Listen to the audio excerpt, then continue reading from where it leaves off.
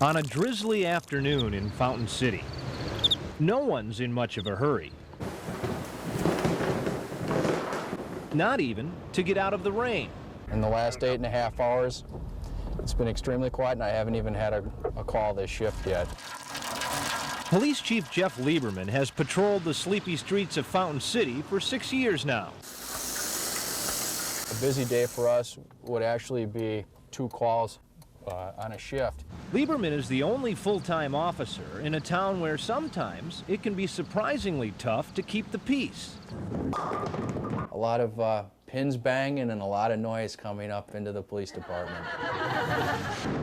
Directly below Chief Lieberman's office in City Hall is a bowling alley, but not just any bowling alley. We have a good time when we bowl, and after we bowl.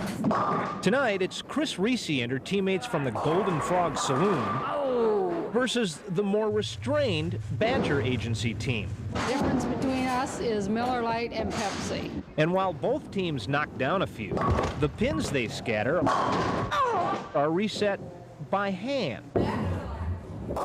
Hands belonging to 14-year-old Phil Lipinski. I do it fast so I can get done early. And 13-year-old Matt Plateter. Last week I got hit in the arm, but it didn't bother me. No calls for police assistance yet. It's one of only a handful of alleys in the entire country still using manual pin setters. It was really an experience the first time I bowled here, because I'm used to automated. I guess they do it a little faster, but we do the same work. There may be easier ways to make a living. I suppose there is, but this is okay. I know I wouldn't sit back there and get paid and do it.